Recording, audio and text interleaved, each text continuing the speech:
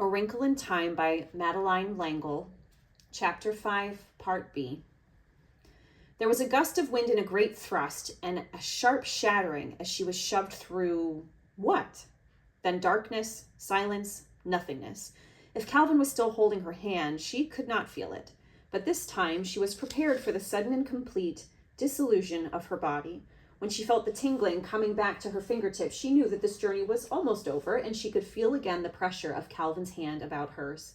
Without warning, coming as a complete and unexpected shock, she felt a pressure she had never imagined, as though she were being completely flattened out by an enormous steamroller. This was far worse than the nothingness had been.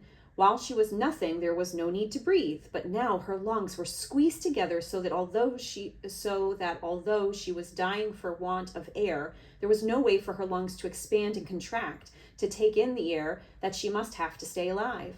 This was completely different from the thinning of atmosphere when they flew up the mountain and she had to put the flowers to her face to breathe. She tried to gasp, but a paper doll can't gasp. She thought she was trying to think, but her flattened out mind was as unable to function as her lungs. Her thoughts were squashed along with the rest of her. Her heart tried to beat. It gave a knife-like sidewise movement, but it could not expand. But then she seemed to hear a voice, or if not a voice, at least words flattened out like printed words on paper. "Oh no, we can't stop here. This is a two-dimensional planet, and the children can't manage here." She was whizzed into nothingness again, and nothingness was wonderful. She did not mind that she could not feel Calvin's hand, that she could not see or feel or be. The relief from the intolerable pressure was all she needed. Then the tingling began to come back to her fingers, her toes. She could feel Calvin holding her tightly. Her heart beat regularly. Blood coursed through her veins. Whatever had happened, whatever mistake had been made, it was over now. She thought she heard Charles Wallace saying, his words round and full as spoken words ought to be, "Really, Mrs. Witch, you might have killed us." This time she was pushed out of the frightening fifth dimension with a sudden immediate jerk. There she was, herself again, standing with Calvin beside her, holding on to her hand for dear life, and Charles Wallace in front of her, looking indignant. Mrs. Whatsit, Mrs. Who, and Mrs. Witch were not visible, but she knew that they were there. The fact of their presence was strong about her. "Children, I apologize," came Mrs. Witch's voice. "Now, Charles, calm down," Mrs. Whatsit said, appearing not as the great and beautiful beast she had been when they last saw her, but in her familiar wild garb of shawls and scarves and the old tramp's coat and hat. "You know how difficult it is for her to materialize. If you are not substantial yourself, it's very difficult to realize how limiting protoplasm is." "I am sorry," Mrs. Witch's voice came again, but there was more than a hint of amusement in it. "It is not funny," Charles Wallace gave a childish stamp of his foot. Mrs. Who's glasses shone out, and the rest of her appeared more slowly behind them. "We are such stuff as dreams are made of," she smiled broadly. "Prospero in The Tempest. I do like that play." "You didn't do that on purpose?" Charles demanded. "Oh, my darling, of course not," Mrs. Whatsit said so quickly. "It was just a very understandable mistake. It's very difficult for Mrs. Witch to think in a corporeal way. She wouldn't hurt you deliberately, you know that. And it's really a very pleasant little planet, and rather amusing to be flat. We always enjoy our visits there." "Where are we now, then?" Charles Wallace demanded. "And why?"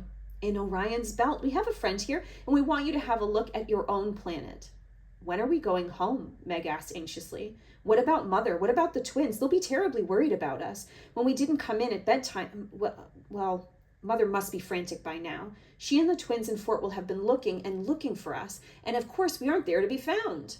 "No, don't worry, my pet," Mrs. Whatsit said cheerfully. "We took care of that before we left. Your mother has had enough to worry her with you and Charles to cope with, and not knowing about your father without our adding to her anxieties. We took a time wrinkle as well as a space wrinkle. It's very easy to do if you just know how."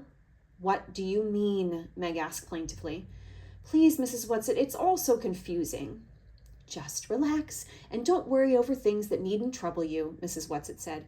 "We made a nice, tidy little time tester, and unless something goes terribly wrong, we'll have you back about 5 minutes before you left. So there'll be time to spare, and nobody'll ever need to know you were gone at all, although of course you'll be telling your mother, dear lamb, that she is.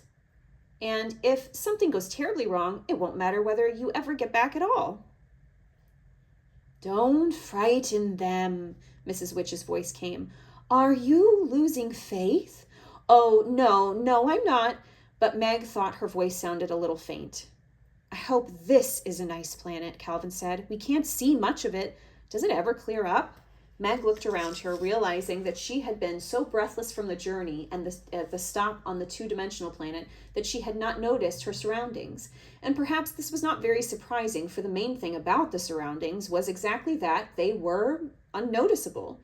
They seemed to be standing on some kind of nondescript flat surface. The air around them was gray. It was not exactly fog, but she could see nothing through it. Visibility was limited to the nicely defined bodies of Charles Wallace and Calvin, the rather unbelievable bodies of Mrs. Whatsit and Mrs. Who, and a faint occasional glimmer that was Mrs. Witch.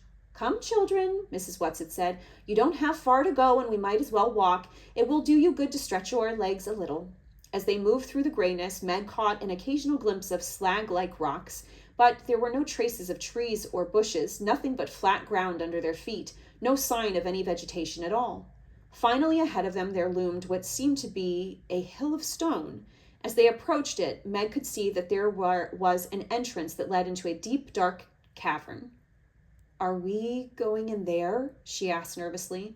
Don't be afraid, Mrs. Whatsit said. It's easier for the happy medium to work within. Oh, you'll like her, children. She's very jolly. If ever I saw her looking unhappy, I would be very depressed myself. As long as she can laugh, I'm sure everything is going to come out right in the end. Mrs. Whatsit, came Mrs. Witch's voice severely, just because you are very young is no excuse for talking too much. Mrs. Whatsit looked hurt, but she subsided. Just how old are you? Calvin asked her. Just a moment, Mrs. Whatsit murmured, and appeared to calculate rapidly upon her fingers. She nodded triumphantly.